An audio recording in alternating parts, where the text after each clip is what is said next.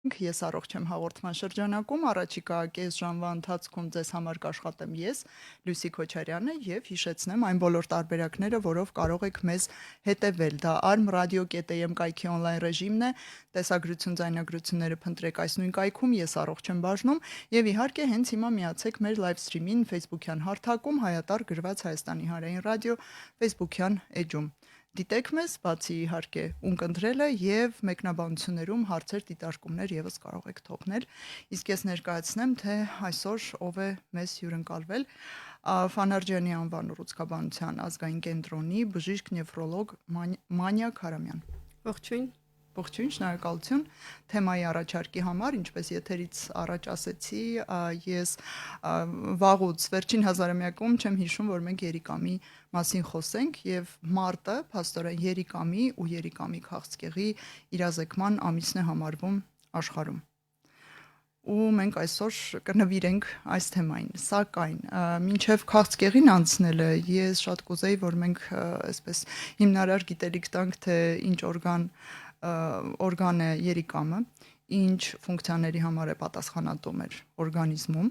եւ ով է բժիշկ նեֆրոլոգը համապատասխանաբար։ Սկսենք այստեղից, եթե դեմ չեք։ Այո, շնորհակալ եմ հրավերի համար։ Այո, ոնց որ նշեցիք, մարտ ամիսը, ամբողջ ամիսը նշում ենք, իրազեկում ենք երիկամների հետ կապված տարբեր հարցեր, այսինքն երիկամների համաշխարհային օր, քաղցկեղի, երիկամի քաղցկեղի իրազեկում եւ դա շատ կարեւոր է, որտեվ դա տարբեր կրթական ծրագրեր եւ իրազեկում է իրականացվում հենց այդ ամիս։ Նախ սկսեմ նրանից, թե ով է նեֆրոլոգը։ Նեֆրոլոգը այն մասնագետն է, երիկամաբանն է, ով զբաղվում է երիկամային տարբեր տեսակի հիվանդություններով, դրանք կծիկային ապարատի խնդիրներն են,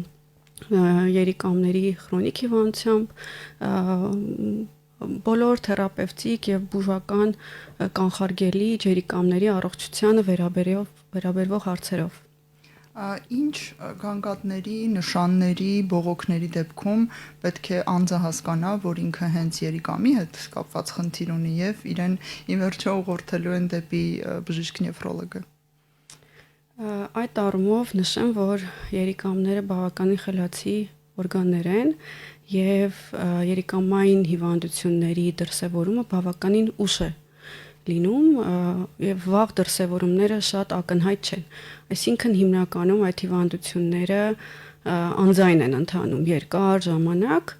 սակայն կան վաղ նշաններ, որոնց պետք է ուշադրություն դարձնեն պացիենտները։ Դրանցից կնշեմ օրինակ հոգնածությունը, ընդհանուր թուլությունը, ընդհանուր նշաններ են, ստորին վերջույթների այտուցները, Սրանք հազարավոր այլ խնդիրների դեպքում եւս նկարագրվում են իդեպ։ Օրինակ մեզի փրփրոտությունը,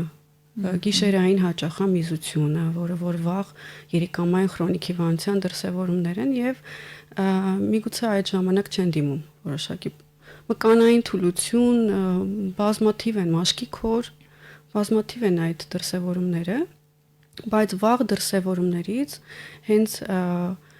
այն ինչը կապված է մեզի հետ փրփրոտության հետ, պացիենտներին զննման ժամանակ, անամնեզ հավաքելու ժամանակ նրանք ասում են այո, հենց ճիշտ եք, մի քանի տարի արդեն այդպիսի գանգատ կա կամ հարազատներն են նկատում, որ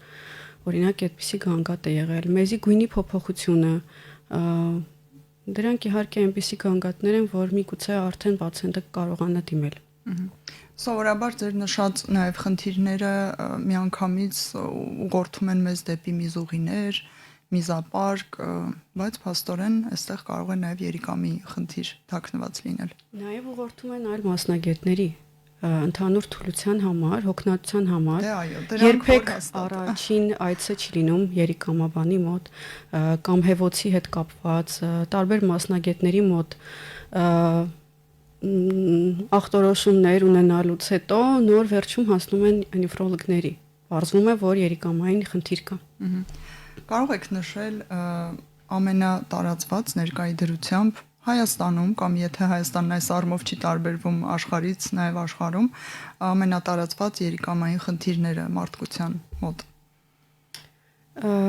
Դա երիկամների քրոնիկ հիվանդությունն է,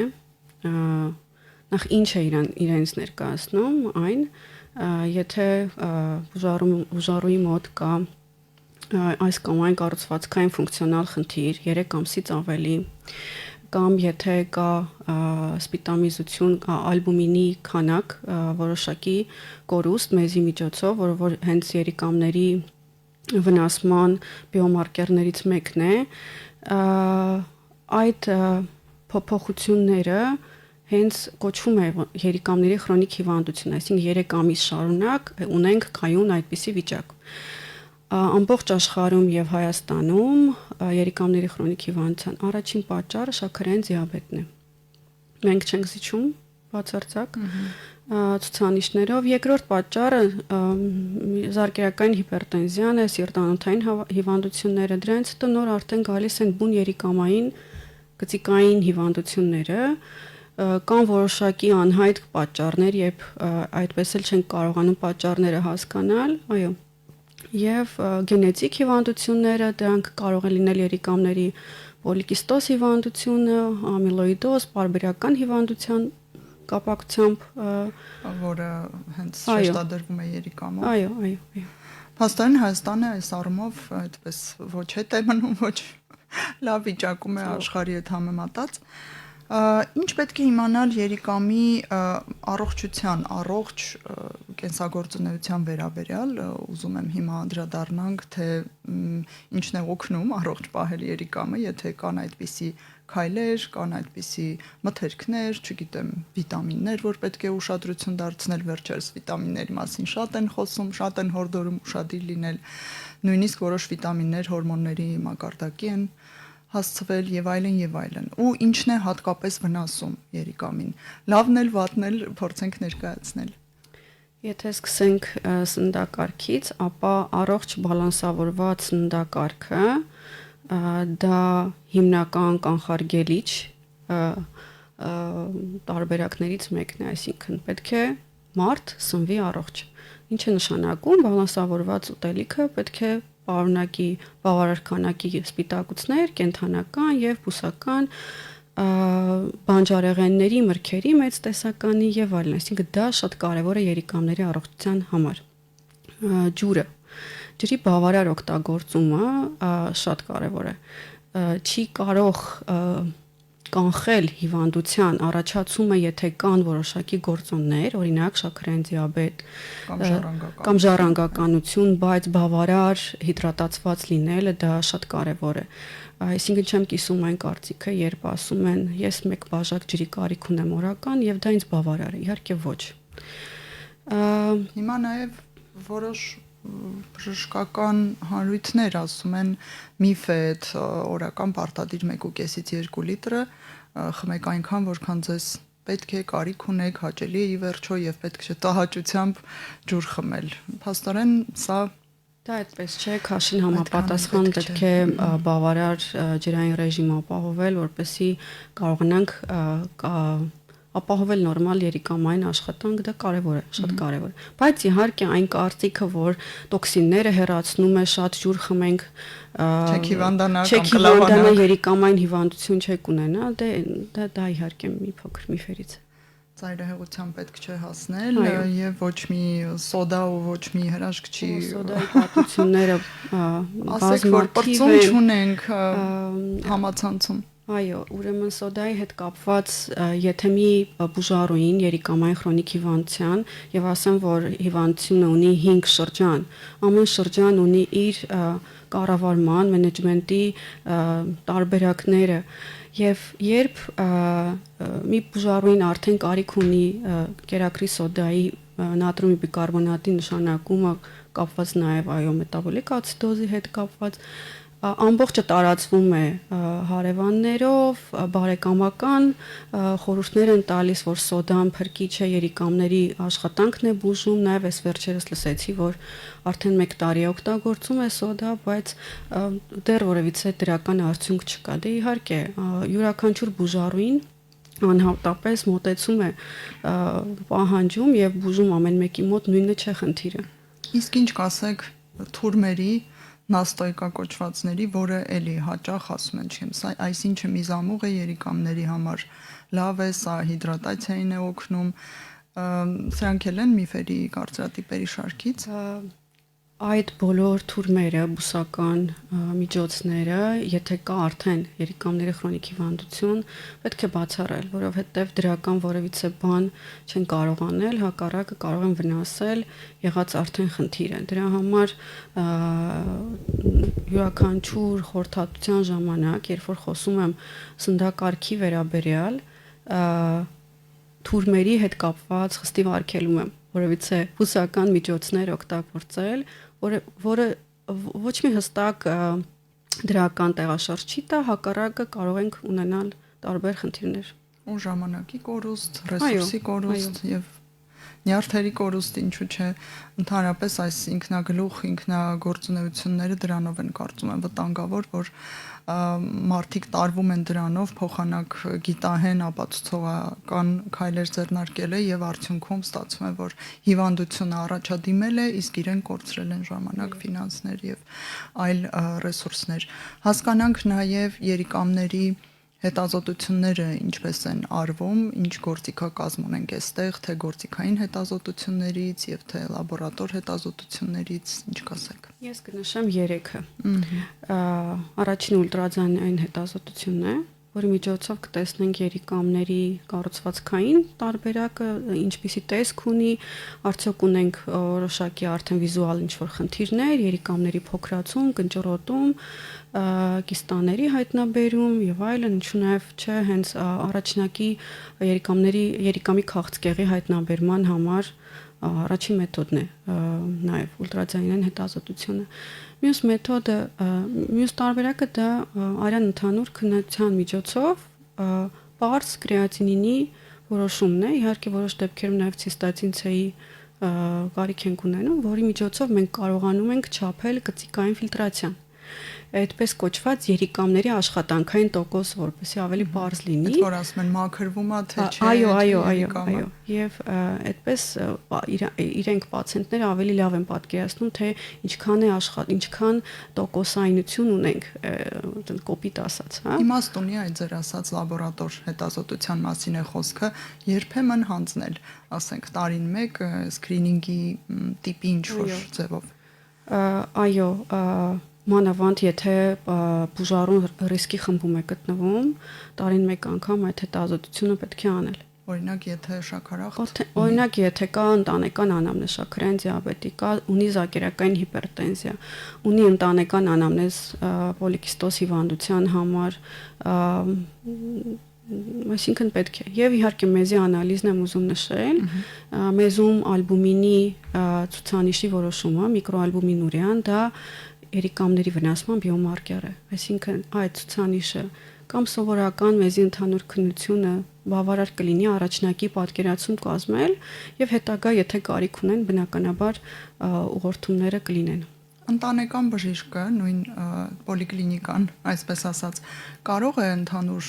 հետազոտություններից եզրակացնել, որ նեֆրոլոգ է պետք։ Իհարկե։ Կարելի վստահել Իհարկե։ այս առումով։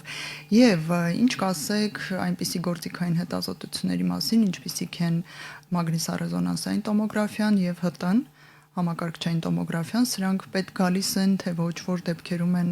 նշանակվում։ Նեֆրոլոգիայում առաջին տեղը մեզ համար շատ կարևոր է ուլտրաձայնային հետազոտությունը։ Սա հիմքն է։ Սա մեզ համար ամենակարևորն է։ Երբ կա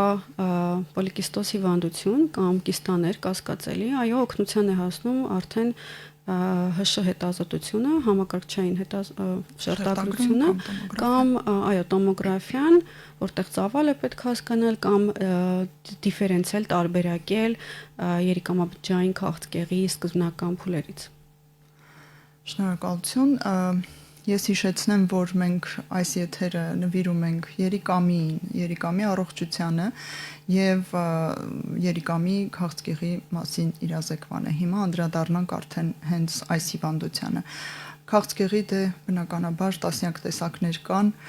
որ հորիզոնականում է կամ որ խմբում է երիկամի քաղցկեղը ըստ տարածվածության եւ ըստ ագրեսիվության, երևի թե։ Ամբողջ աշխարհում 14-րդ տեղն է գրավում երիկամի քաղցկեղը տարածվածությամբ, այո, բավականին ագրեսիվ են ընթացքով, հատկապես երիկամաբջջային քաղցկեղի տարբերակը, վաղ նշաններ կարող են նկատել արյան արկայությունը մեզում, էպիզոդիկ, այսինքն նկատեցին կամ դիմեցին կամ ոչ, ցավը գոտկային շրջանում էլի կարող է որոշակի հուշում լինել, այո, եւ կարծում եմ դրանից ավել ոչ, որովհետեւ եթե հետագա փուլերին անցնելով արդեն չափերի մեծացումից կախված որոշակի գոյացություն կշոշափվի որովայնի շոշափման ժամանակ, դա արդեն բավականին տարածված 3-4 փուլերի մասն է խոսքը գնում, այսքանը եւ ագրեսիվ զարգացող է։ Այո։ Այ ագրեսիվ զարգացող ասելով մենք ինչ ժամանակահատվածի հետ գործ ունենք եւ արդյոք սա նշանակում է, որ մահացության ցուցանիշն էլ բարձր է։ Ժամանակահատվածը այդպես չնշեմ, բայց կարևորը թե որ փուլում հայտնաբերվեց, որտեղ առաջին, երկրորդ փուլերում որը որ ի ուրախություն մեզ Հայաստանում վերջին 2023 թվականի ռեգիստրով պացիենտների մեծ մասը հենց առաջին երկրորդ փուլերում են հայտնաբերվել, առաջնային հայտնաբերումը եղել, բնականաբար 5 տարվա ապրելիությունը հասնում է 93-95%, սա աշխարհի տվյալներն եմ ասում, եւ բնականաբար եթե 3-4 փուլերում մոտ 12% արդեն ունենք, այսինքն այս տեսակի քաղցկեղի դեպքում վաղ հայտնաբերումը նույնպես ճակատագրական կարևորություն ունի։ Այո, բոլոր հիվանդությունների համար եւ քաղցկեղի եւ երիկամների քրոնիկ հիվանդության, երիկամային հիվանդությունների համար վաղ հայտնաբերումը, վաղ կանխարգելումը, հիվանդության հետաձգումը, գործոնների կառավարումը, դա հիվանդության բուժման գրավականն է, ամենակարևորն է։ Ես գիտեմ, որ եթե ասեմ, որոնք են պատճառները, այդպես դժվար թե մենք տեղ հասնենք այսօր,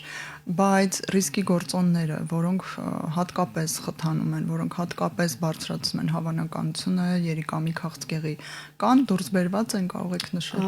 Ամբողջովին պարզաբանված չեն, բայց դուրս բերված են, քանի որ երիկամի քաղցկեղով ավելի շատ հիվանդացությունը բաժին է հասնում 2 անգամ ավել տղամարդկանց, ծխելու գործոնը այստեղ առանձնացվում է, իհարկե ամբողջովին բարձ չէ ինչ մեխանիզմով որոշակի էնդոթելիալ վնասման տարբերակներն են, չնայած հիմա իհարկե Հայաստանում նաև կա այդ տարբերությունը, տղամարդկանց մոտ մենք հայտնաբերում ենք ավելի շատ երիկամի քաղցկեղ, քան կանանց մոտ, բայց ինչու ծխելով եւ ծխելու գործոնը, ճարպակալումը, բայց գիտեք, կարելի ասել հավասարվել է այդ երկու ռիսկի գործերը երկու սեռերի մոտ, դրա համար որոշակի անդրոգենների հետ կապված տղամարդկանց մոտ կա տարբերություն, հորմոնալ ֆոնի մասին է խոսքը գնում, այո, ճարպակալումն է բավականին լուրջ ռիսկի գործոն, իսկ Հայաստանում մենք ունենք խնդիր ճարպակալմանից ձեր դիտարկման, փորձառության, այո, աշխարհի որոշ երկրներում կատաստրոֆիկ արդեն էպիդեմիայի մակարդակի է, հետաքրքիր է Հայաստանում ինչ վիճակ է։ Խնդիր ունենք, նաև արդեն մանկական ճարպակալման մասին են տարբեր մասնագետներ խոսում, որոշակի մենտալիտետային տենց խնդիր ունենք, այսինքն երեխաներին անընդհատ կերակրելու հարցը, թվում է թե նրանք միշտ քաղցած են, այդ հարցը փոքրուց պետք է ճիշտ դնել այդ հարցը։ Ճիշտ, որպեսզի մենք սննդային սովորություններ օրինակ, որտեղ հենց շաքարային դիաբետ, երկրորդ տիպ ու վերջ գնաց։ Այո։ Մնացած շղթայական խնդիրները։ Ինչպես է հետազոտվում եւ ախտորոշվում երիկամի քաղցկեղը կամ տեսակները։ Արդյոք այստեղ եւս սոնոգրաֆիայով հնարավոր է տեսնել քաղցկեղի առկայությունը։ Այ տեսեք, առաջին երկրորդ փուլերի համար, եթե ասում ենք հայտնաբերումը կա եւ ուրախալի է դա, ես կարծում եմ դա սոնոգրաֆիկ պատահական հետազոտության ժամանակ հայտնաբերված դեպքերն են։ Մասնագետը տեսնում է, որ ռիսկ կա։ Կա գոյացության պատկեր, կարող է արդեն պացիենտը ունենալ որոշակի նախկինում ունեցել էր արյունամիզության էպիզոդ կամ որոշակի գոտկային շրջանի ծանրություն, ցավ, այդպեսի սուր ցավեր չեն նշում պացիենտները, բնականաբար չկա։ Եվ հիմնական հենց հետազոտման մեթոդը դա է, այսինքն այդ պատահական հետազոտությունն է, սոնոգրաֆիկ, որը որ կարող են տեսնել։ Մեկ այլ օրգան համակարգի համար դիմում են եւ որովայնի խորոչի օրինակ սոնոգրաֆիա։ Մինչեւ քանի միլիմետր փոքրության գոյացությունը կարող է տեսնել սոնոգրաֆիան այսօր։ Ես կարող եմ ասել 1-ից ավել կարող են տեսնել, բայց նաև հիմա ունենք այնպիսի սոնոգրաֆներ, որպես ոչ մասնագետ, եկեք չֆիքսեմ այդ թիվը, բայց 1-ից ավել, 1 սանտիմետրից ավել կարող են նկատել, տեսնել, եթե ճիշտ եմ այդ հարցում։ Այլ գործիքային հետազոտություններով հնարավոր է հայտնաբերել, տեսնել միգուցե 1 սանտիմետրից էլ ավելի փոքր գոյացությունները տեսնել։ Դա համակարգչային շերտագրությունն է, պարտադիր ուլտրաձայնային հետազոտությունից հետո պացիենտը պետք է անցնի այդ հետազոտությունը, միայն սոնոգրաֆիայով հնարավոր չէ հաստատել։ Գիտենք, որ միայն գործիքային հետազոտություններով այդ տեսանք գոյացությունը վերջ ախտորոշումը սահմանվեց, այդպես չէ, եւ հետո կատարվում են այլ ավելի բջջաբանական ուսումնասիրություններ, կարող եք այս մասին, այս փուլի մասին խոսել, ինչ է արվում հետո։ Եթե որոշվում է կատարել գոյացության բիոպսիա, նախքան վիրահատությունը, փոքր չափերի երևի ուռուցքների մասն է խոսքը գնում, ապա տեսակը որոշվում է, թե ինչպիսի մորֆոլոգիական տարբերակ ունենք երիկամի, քաղցկեղի։ Իսկ դրանք շատ են տեսակները։ Մոտավորապես 5 տեսակ են, որոնք որ կան, մեծ մասը հենց երիկամաբջջային կարցինոման է 85% դեպքերում, մանկական հասակին բնորոշ Վիլմսի ուռուցքն է, մինչև մոտ 3-4 դեպք ունեցել ենք Հայաստանում 23 թվականի տվյալներով, մեծ մասամբ դրանք են։ Եվ նաև երիկամի ավազանային հավաքարքից միզածորանի ընդգրկումով առաջացած ուռուցքները։ Բիոպսիան արվում է, պատասխանը գալիս է, ինչ գործողություններ են առաջարկվում դրանից հետո։ Դա կախված է տարածվածությունից, համապատասխան ուռուցքաբանական թիմը որոշում է ինչպես սկսել բուժումը վիրահատական ճանապարհով, բուժական ճանապարհով, այսինքն tumor board-ը այդ ամեն ինչը որոշում է։ Լավ, եւ որոնք են տարբերակները։ Վիրահատություն, որ դեպքում է իդեպ ամեն ինչ ավարտվում բուժական ճանապարհով եւ բուժում ասելով մենք ինչ տեսակներ ենք հասկանում։ Այն դեպքում է ավարտվում բուժական տարբերակով, երբ կան մետաստազավորումներ եւ հիմնականում ուռուցքաբանները այստեղ իմունոթերապիայի բուժման հարց են տնում, եթե չկա մետաստազավորում եւ այլ տենց մի քանի նուրբ հարցեր, որոնք որ ուռուցքաբաններն են որոշում, արդեն վիրահատական բուժումն է առաջ քաշվում, այստեղ երիկամի մասնակի հեռացումը կամ ամբողջական հեռացումը թույլ է տալիս արդեն բուն խնդրից ազատվել եւ հետագա բուժումը կազմակերպել։ Արդյոք վիրահատությունը վերջնական լուծում է տալիս եւ ինչ շանսեր է տալիս։ Դա կախված է փուլայնությունից, մետաստազավորումից, ուշային հանգույցներում ընդգրկվածությունից, դրա համար դրանք շատ այսպես միանգամից չեմ կարող այդ հարցին պատասխանել, որտեղ իրենք հստակ կոնկրետ հեռացումից հետո մորֆոլոգիական պատկերը ամբողջովին բարձաբանում է, թե ինչպես վարել այս հիվանդին, ինչպես շարունակել վարումը։ Արդյոք դինամիկ հսկողություն է սահմանվում ինչ հաճախականությամբ, ինչ լաբորատոր եւ գործիքային հետազոտություններով։ Ինչպես մնացած ուռուցքների ժամանակ, քաղցկեղի ժամանակ դինամիկ հսկողություն սահմանվում է առաջիկա 5 տարին, Դա ԿՏ հետազոտությունն է, ՀՇ հետազոտությունն է, լաբորատոր տվյալներն են, շատ կարևոր է երիկամի, մյուս երիկամի ֆունկցիոնալ վիճակը միշտ բարձել ինչպիսին է եւ մեզի հետազոտությունը, որը որ բարբերաբար պացիենտները եթե ամեն ինչ բարեհաջող է 6 ամիսը 1, այո, 6 ամիսը 1 այդ ամեն ինչը շարունակում են հսկել մինչև որ կարիքը էլ չի լինում, այո, 5 տարի հետո եթե որևէ բան չի հայտնաբերվում, չէ, արդեն 2 տարին մեկ է սահմանվում, կարծեմ ինչ-որ տենց հստակ գրաֆիկ գոյություն ունի, երիկամային անբավարարություն բառակապակցություն մենք շատ ենք, երևի ամենաշատն ենք լսում, որքանով սա կապ ունի քաղցկեղի հետ հենց քաղցկեղով հիվանդները նախքան քաղցկեղի առաջացումը կարող են ունենալ երիկամների քրոնիկ հիվանդություն, որի վերջնական փուլը երիկամային անբավարարությունն է, տերմինալ անբավարարությունն է եւ իհարկե երիկամի քաղցկեղից հետո բուժական վիրահատությունից հետո, երիկամի հեռացումից հետո, եթե բավարար գործոնների կառավարում, ռիսկի գործոնների կառավարում չկա եւ զարգանում է երիկամների քրոնիկ հիվանդությունը, շարունակում է, հասնում է տերմինալ անբավարարության, արդեն բուժառուները կարիք ունեն շարունակել երիկամափոխարինող այլ թերապիաներով, որոնցից հեմոդիալիզն է, որի մասին կարծում շատ լսվել, քննարկվել է, դա այն մեթոդն է, որը որ կյանք փրկող է։ Ես կարող եմ ասել, մի փոքր, բայց նաև դժվար հասանելի, հա։ Դժվար հասանելի չէ, ոչ։ Կամ էլ այդպիսի կարծրատիպային պատկերացում։ Այո, մի փոքր այդպիսի տենց կարծիքներ կան, դժվար հասանելի չէ մեր ՀՀ քաղաքացիների համար,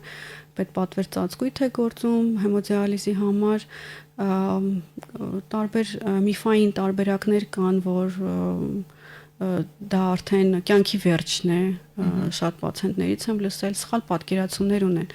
Իհարկե չենք համեմատի 10-20 տարի առաջ հեմոդիալիզը եւ հիմա, ոնց որ բժշկությունը ինչքան առաջ է զարգանում, ինչքան արագ է զարգանում, հազիվ հասցնում ենք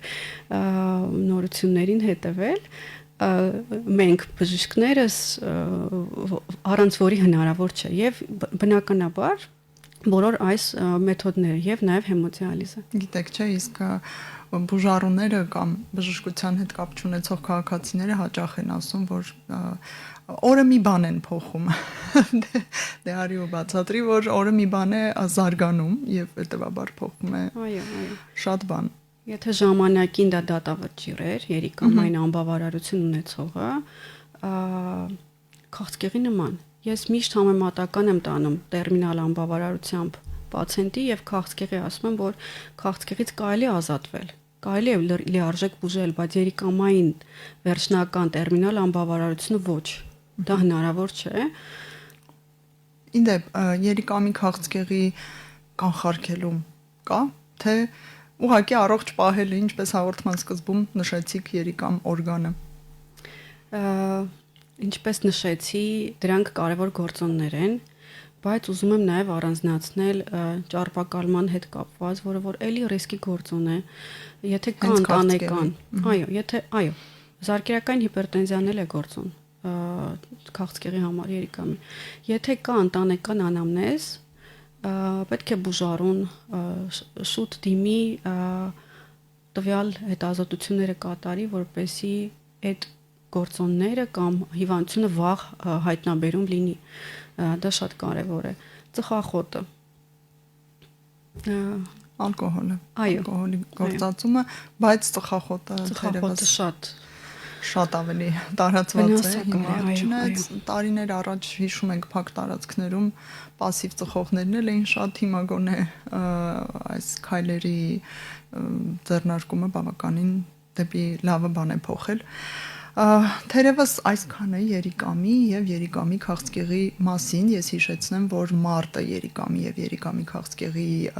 մասին իրազեկման ամիսն է եւ մենք այսօր փորձեցինք դա կազմակերպել Ֆանարջյանի անվան ուռուցքաբանության ազգային կենտրոնի բժիշկ նեֆրոլոգ Մանյա Քարամյանի հետ։ Շնորհակալություն ձեզ հարցազրույցի համար։ Ձեզ համար աշխատեց Լուսի Քոչարյանը, ցտեսություն բոլորին։